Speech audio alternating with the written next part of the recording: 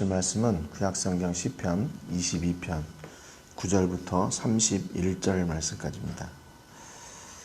구약성경 시편 22편 9절부터 31절 말씀까지입니다.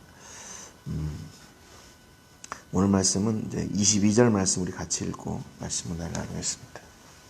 22절 말씀 우리 같이 읽겠습니다. 시작. 내가 주의 이름을 형제에게 선포하고 회중 가운데서 주를 찬송하리이다. 아멘. 네. 우리 어제 그 22편 1절부터 8절 말씀을 통해서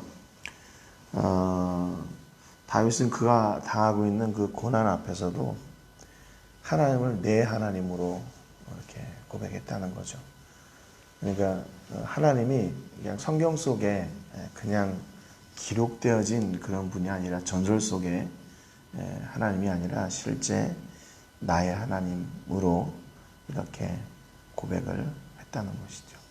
왜 하나님께서 이렇게 고통 가운데 있는 다윗의 울부짖음을 들으시고도 왜 잠잠하고 계셨나?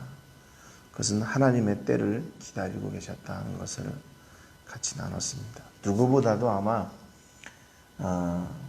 내 백성이 아파하고 내 자녀가 고난 중에 있을 때 힘들어하는 것은 다윗도 물론 힘들겠지만 그것을 지켜보고 계시는 하나님 또한 힘드실 겁니다. 그럼에도 불구하고 하나님은 그 하나님의 선한 때를 기다리고 계셨다는 것을 저희가 이렇게 같이 나눴습니다. 그 악한 것들의 도전은 첫 번째 뭐였냐면 영적인 도전이었죠. 다윗에게 와가지고 야 하나님 계시냐? 너 하나님이 계시다며? 네, 너 그런 모습을 보니까 안 계신 것 같은데 뭐 이런 하나님의 존재에 대한 그런 부정을 하고 하나님이 계시지 않다고 하는 악한 것들의 도전이라고 그랬습니다. 오늘 본문 이제 9절에 보니까 오직 주께서 나를 모태에서 나오게 하시고 내 어머니의 젖을 먹을 때에 의지하게 하셨나이다. 내가 날 때부터 주께 맡긴 바 되었고 모태에서 나올 때부터 주는 나의 하나님이 되셨나이다. 나를 멀리하지 마옵소서. 환난이 가까우나 도울 자 없나이다. 다윗이 또 이렇게 노래를 합니다. 다윗의 고백은 뭐였냐면 자기가 모태에서 나오게 한 것, 자기를 탄생시키신 분, 자기가 이렇게 이 땅 가운데 생명을 얻고 모태로부터 나오게 하신 분이 누구인가? 주께서 이렇게 했다고 그랬죠. 어머니 젖을 먹을 때도 의지하게 하셨고 하나님을 의지하게 하셨고 내가 날 때부터 주께 맡긴 바 되었고 모태에서 나올 때부터 주는 나의 하나님이 되셨습니다. 그러니까 나를 멀리하지 마십시오. 여러분 이게 상식적으로 이게 맞는 말입니까? 내가 모태에서 나오게 한 것이 하나님이시고 내가 젖을 먹을 때도 하나님을 의지하게 하셨고 어머니 젖 먹을 때에 자기가 하나님을 의지하는지 안 하는지 그것이 하나님의 은혜였는지 아니었는지 어떻게 합니까? 그런데 그걸 하나님의 은혜라고 얘기하죠. 하나님의 역사라고 얘기하죠. 이건 그렇다면 그 애기였을 때 안 것이 아니라 이제 후에 나중에 이제 그거를 알게 된 거죠. 그러니까 이거는 뭐였냐면 내 자기 삶을 통해서 이렇게 하나하나 거슬러 올라가다 보니까 이것도 하나님의 은혜였고 이것도 하나님의 은혜였고 이것도 하나님의 역사였고 이것도 하나님의 인도하심이었고 이것도 하나님의 도우심이었고 하나하나 이렇게 하나씩 찾아가다 보니까 심지어는 자기가 태어난 것조차도 하나님의 은혜였다고 이렇게 고백을 하게 되는 것. 그겁니다. 자기가 어렸을 때 딱 태어나면서 이것이 하나님의 은혜였다 이렇게 깨닫는 게 아니라 그렇죠. 아기 때 어떻게 알겠어요. 그러니까 여러분 우리의 주변 우리의 삶을 통해서 보면 하나씩 이렇게 따져가다 보면 하나님의 은혜 아닌 것이 하나도 없다는 거죠. 하나님의 역사하심이 아닌 것이 하나도 없고 하나님의 선하심 때에 하나님이 이루신 것이 아닌 것이 하나도 없다는 거예요. 다 하나님의 계획 가운데 하나님의 은혜로 하나님의 역사로 다 이루어지게 되었다는 겁니다.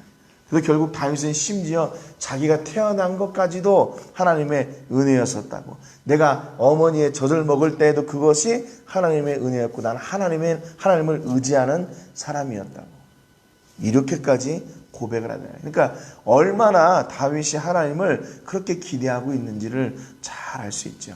그러니까 나를 멀리하지 마시고 나를 도와주세요. 그 말이죠. 12절부터 21절까지 보면 다윗이 당했던 이제 육체적인 고난들에 대해서 기록을 하고 있습니다. 두 가지로 이렇게 기록을 하고 있는데 첫 번째는 그 다윗의 상황이에요. 자기가 어떤 지금 고난을 당하고 있는지. 12절에 보니까 많은 황소가 나를 에워싸며 바산에 힘센 소들이 나를 둘러쌌으며 그랬죠. 그러니까 에워싸고 둘러싸였대요. 또 14절에 보면 물같이 쏟아졌고 모든 뼈가 어그러졌고 마음이 밀랍같이 녹았다고 이렇게 기록하고 있어요. 또 힘이 말랐고 혀가 입천장에 붙었고 수족이 찔렸다고 16절에 이야기하고 있습니다. 지금 다윗이 당하고 있는 그 상황이 얼마나 힘들었던 상황인지를 얘기하지요. 또 다윗을 공격했던 그 악한 것들의 공격이 어떤 공격이었는지 짐승에 비유해서 이렇게 또 얘기하고 있어요. 12절에 보니까 많은 황소와 바산의 힘센 소다. 그들의 공격이다. 이렇게 얘기합니다. 바산의 소는 이제 바산이란 지역은 요단 동편 북쪽에 있는 지역인데 옛날부터 이스라엘 백성들이 모세와 함께 그 요단강을 건너려고 들어올 때부터 그 길목을 막고 있다가 모세와 전쟁을 해서 결국 망했던 그런 족속인데 그만큼 그 땅은 비옥하고 아주 풍성한 목초지였습니다. 그래서 거기에서 자라는 소들은 그렇게 힘이 세고 그리고 그렇게 풍성하다. 그렇게 이제 이야기를 하는데 그만큼 그렇게 풍족한 소들, 그 풍성한 소들이 다윗을 공격했다. 그 말이죠. 13절에는 부르짖는 사자같이, 15절에는 죽음의 진토같이, 16절에는 개들과 악한 무리들이, 또 20절에는 개의 세력이, 21절에는 사자의 입과 들소의 뿔같이 다윗을 이렇게 공격했대요. 그래서 다윗을 그렇게 힘들게 하고 다윗이 정말로 자기 뼈를 다 이렇게 무너져 내릴 정도로 그렇게 힘들었다. 고통 가운데 있다라고 이야기합니다. 특별히 본문 18절에 보면 내 겉옷을 나누며 속옷을 제비 뽑나이다 그랬습니다. 이게 정말 조롱의 극치지요. 조롱의 극치. 겉옷을 나누고 속옷을 제비 뽑는다. 성인 남자를 갖다가 옷을 다 벗겨놓고 겉옷도 나누고 그 속옷조차도 다 제비 뽑아서 시원하게 하나 걸치지 않도록 그렇게 초췌하게 만들어 놓는다는 겁니다. 여러분 우리가 어디에서 이런 모습을 봤죠? 요한복음 19장 24절에 보니까 군인들이 서로 말하되 이것을 찢지 말고 누가 얻나 제비 뽑자 하니 이는 성경에 그들이 내 옷을 나누고 내 옷을 제비 뽑나이다 한 것을 응하게 하려 함이라 라고 기록하고 있어요. 예수님이 그 일을 당하셨습니다. 예수님이. 그러니까 이 시를 메시아시라고 했던 것이 바로 이런 부분들이죠. 성경에 인용되어지고 예수님께서 인용했던 그런 말씀들이 바로 이 시편 22편에 속해 있기 때문에 그렇습니다. 그러니까 예수님도 그런 고난을 당하셨고 그런 고통 가운데 있으셨다고 우리가 이렇게 알고 있는 거죠. 22절에 보니까 이 어려움 중에 다윗이 이런 고백을 해요. 이런 노래를 해요. 내가 주의 이름을 형제에게 선포하고 회중 가운데서 주를 찬송하리이다. 지금 이런 중에도 하나님을 찬송하고 하나님을 찬송하자고 형제들에게 그 이웃들에게 이렇게 선포하는 게 이게 말이 됩니까? 사람들은 지금 와가지고 악한 것들은 야, 너 하나님이 계시지도 않는데 뭐 그래? 그렇게 조롱하고 있는 상황인데 자기 자신도 지금 하나님이 응답하지 않아서 그렇게 힘들고 괴로운데 그럼에도 불구하고 다윗은 하나님을 찬송하고 하나님을 찬송하자고 선포하는 거예요. 그 형제들에게 백성들에게 이렇게 선포하는 겁니다. 여러분, 그러니까 믿음이라는 것은 내가 손에 무엇을 가지고 있기 때문에 하고, 무엇을 가지고 있기 때문에 할 수 있고, 내가 능력이 있기 때문에 할 수 있고, 내가 준비가 되어 있기 때문에 할 수 있고, 그것이 믿음이 아니라, 믿음은 내 손에 아무것이 쥐인 것이 없어도 가능한 것이 믿음이에요. 내가 아무것도 할 수 없는 중에 하나님을 기대하고 찾고 나가서 그 일을 이루는 것, 그것이 바로 믿음입니다. 근데 우리는 가끔 이 순서를 이렇게 잘못 생각해요. 내가 다 있어야 될 것 같아요. 내가 다 할 수 있어야 될 것 같아요. 그래야 될 것 같아요. 세상의 일은 그렇게 돼요. 준비해야 되고, 내가 능력이 있어야 되고, 경험이 있어야 되고, 내가 무엇이 있어야 돼요. 그런데 하나님의 일은 그렇지 않아요. 다윗의 상황을 보세요. 지금 다윗이 할 수 있는 게 뭐가 있어요? 그런데 하나님을 찬송하자고, 자기가 지금 찬송하자고 지금 이야기할 뭐가 있어요? 아무것도 없잖아요. 그럼에도 불구하고 다윗은 찬송하자 그래요. 23절에 보니까 여호와를 두려워하는 너희여 그를 찬송할지어다. 야곱의 모든 자손이여 그에게 영광을 돌릴지어다. 너희 이스라엘 모든 자손이여 그를 경외할지어다. 찬송해라, 영광 돌려라, 그를 경외하라. 이게 지금 다윗의 본심이라는 것이 드러나는 거예요. 다윗이 믿음으로 고백하고 선포하고 있다는 것을 지금 보여주고 있는 겁니다. 다윗은 그가 부할 때에도, 그가 평안할 때에도 하나님을 찬송했고, 그가 곤고할 때에도 하나님을 찬송하고, 그걸 잊지 않는 겁니다. 그러니까 이게 진짜 다윗의 본심, 그가 가지고 있는 믿음 때문이라고 우리가 이렇게 동의하는 겁니다. 여러분, 믿음은 변하지 않는 거예요. 믿음은 내가 흥할 때, 내가 기쁘고 즐겁고 행복할 때만 하나님을 찬송하는 게 믿음이 아니에요. 내가 고난 중에도 하나님을 찬송하는 걸 포기하지 않고 잊지 않는 거.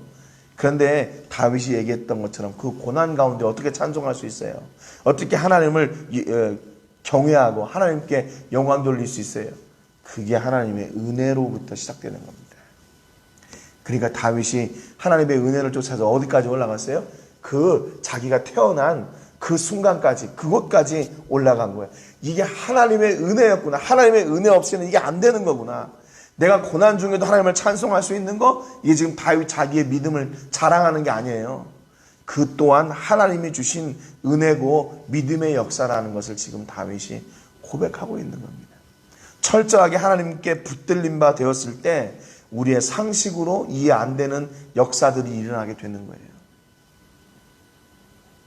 24절에 보니까 그는 공고한 자의 공고를 멸시하거나 싫어하지 아니하시며 그의 얼굴을 그에게서 숨기지 아니하시고 그가 울부짖을 때 들으셨도다.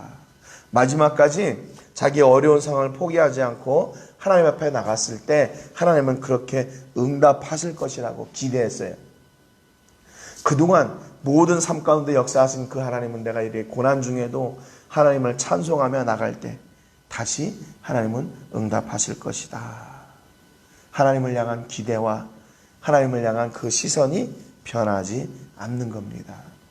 25절부터 28절에 보니까 큰 회중 가운데서 나의 찬송은 주께로부터 온 것이니, 또 주께로부터 온 것이라고 그러죠. 주를 경외하는 자 앞에서 나의 서원을 갚으리이다.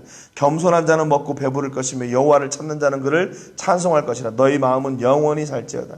땅의 모든 끝이 여호와를 기억하고 돌아오며 모든 나라의 모든 족속이 주의 앞에 예배하리니 나라는 여호와의 것이요 여호와는 모든 나라의 주제이심이로다 그랬습니다.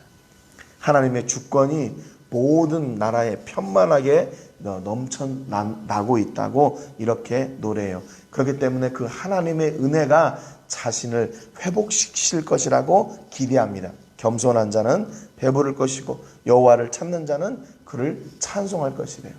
이것이 무엇이래요? 하나님의 은혜래요. 그래서 나의 찬송은 어디로부터 나온 건가? 주께로부터 온 것입니다. 주께로부터 온 것입니다.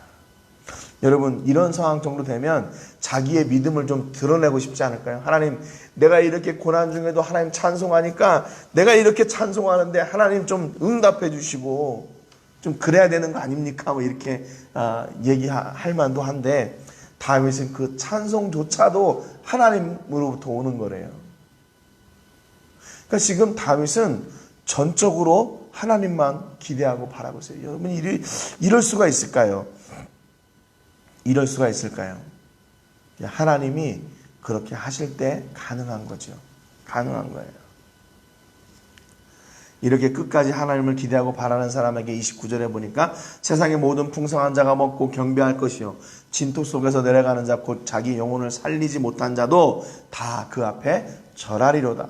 후손이 그를 섬길 것이요 대대의 주를 전할 것이며 와서 그의 공의를 태어날 백성에게 전하며 주께서 이를 행하셨다 할 것이로다 그랬습니다.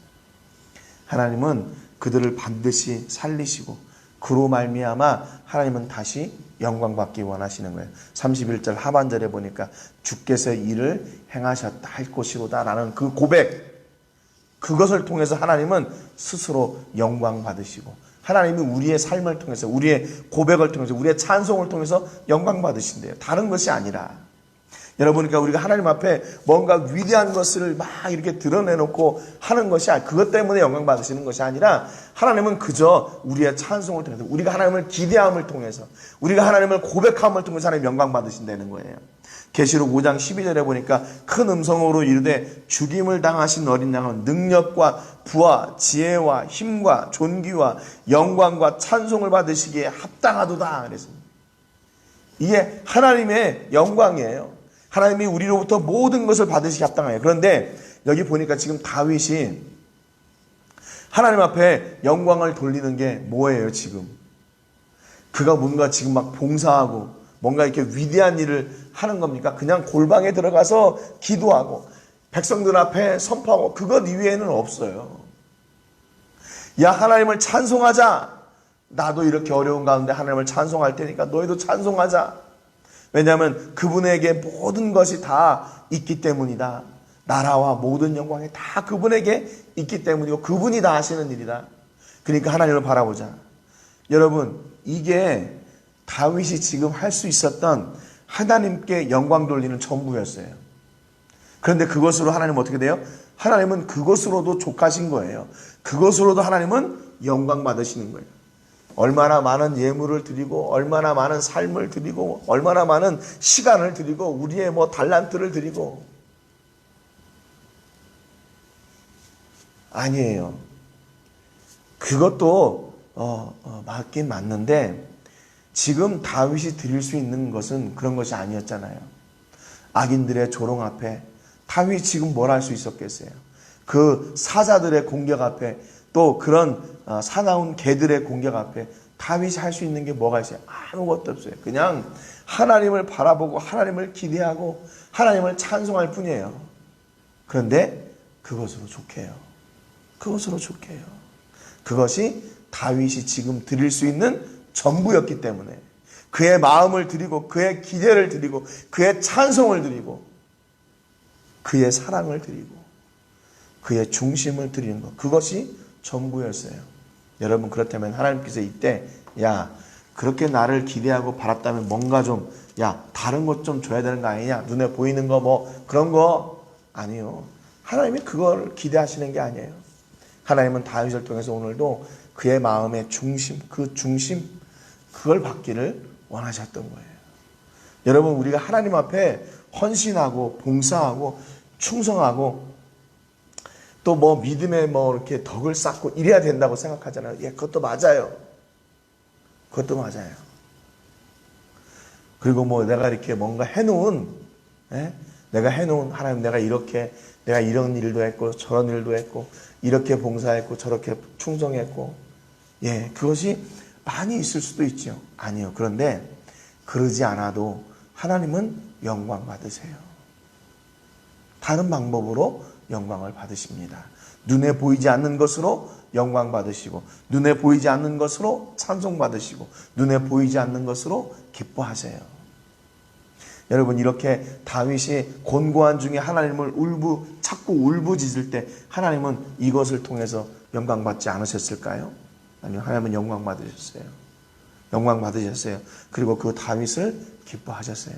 여러분, 오늘 삶 가운데서 우리가 삶을 통해서 하나님을 기뻐하고 우리가 하나님께 드릴 수 있는 것이 무엇이 있을까? 이것도 있고 저것도 있겠죠. 그러나 먼저 우리의 마음을 하나님께 드리는 은혜가 있기를 주님의 이름으로 축복합니다. 눈에 보이지 않는 내 안에 있는 가장 깊은 곳에 있는 그 하나님을 기대하는 마음, 하나님을 찬송하는 그 중심, 그 은혜, 그것을 하나님께 드림으로 말미암아 우리의 삶이 하나님께 연합되고 우리의 삶을 통해서 하나님께서 영광 받으시는 놀라운 은혜가 여러분의 삶 가운데 넘쳐나시기를 주님의 이름으로 축복합니다. 여러분, 내가 혹시 하나님 앞에 삶을 드리지 못하고 내가 무언가를 드리지 못하는 그런 절망적인 상황이라 할지라도 낙심하지 마세요. 그러면 그 순간에는 하나님을 영화롭게 할 수 없나? 나는 하나님의 자녀로 지금 봉사하고 충성하는 것이 아닌가? 아니에요. 하나님은 내 이 고백을 통해서도 영광 받으세요. 내가 말하지 않아도 내 마음으로 하나님을 바라고 있는 그 믿음을 통해서도 하나님은 영광 받으세요. 여러분, 권고할 때 낙심하지 마시고 찬송하십시오. 두렵고 힘들고 어려울 때 낙심하지 마시고 하나님께 기도하십시오. 그럼을 통해서 우리의 삶을 통해, 우리의 탄식을 통해 오히려 영광 받으시는 그 하나님의 신실하신 역사하심이 여러분 삶 가운데 다시 회복되고 그분의 은혜로 말미암아 다시 일어서고 그걸 통해서 이것이 바로 하나님의 은혜였습니다 라고 고백하는 그런 복이 여러분 가운데 회복되고 넘쳐나시기를 주님의 이름으로 축복합니다. 오늘 세계를 품며 기도할 때는 우리 제리 목사님을 위해서 기도해 주시기 바랍니다. 필리핀 바세코에서 사역하고 있는 목사님 또 사모님 건강으로 지켜주시고 그곳이 지금 역시 코로나로 인해서 많은 어려움을 당하고 있고 얼마 전에 화재도 나서 참 엎친 데 겹친 격으로 이렇게 고난을 중에 있는데 하나님께서 크신 은혜 주셔지 어려움의 시기를 잘 이겨낼 수 있도록 위해서 기도해 주시기 바랍니다.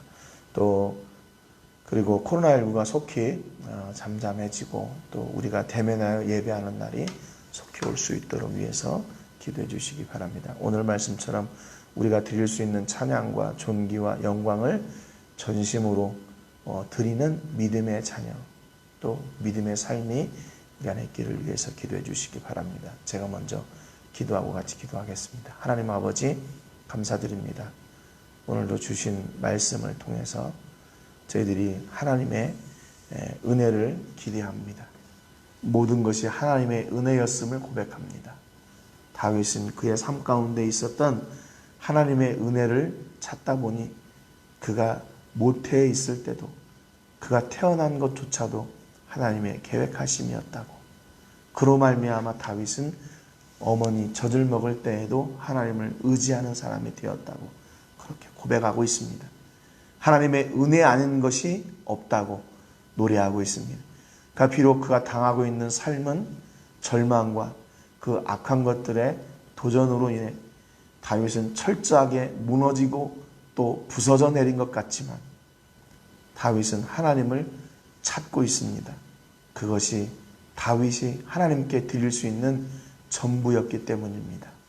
하나님 오늘 우리 삶 가운데도 비록 곤고하고 힘들고 연약하고 어려운 그런 일들이 있지만 낙심하지 말게 하시고 우리가 드릴 수 있는 중심을 드리게 하시고 우리가 하나님을 찾음으로 말미암아 이 또한 하나님께 영광 돌릴 수 있는 그런 통로가 됨을 잊지 않게 하여 주옵소서. 오늘 우리 삶 가운데 하나님을 고백하게 하시고 하나님을 기대하며 찾게 하시고 하나님을 찬송함으로 말미암아 하나님의 영광의 통로가 되는 저희들이 되게 해 주시옵소서. 감사와 영광 올려드리고 예수님의 이름으로 기도합니다. 아멘.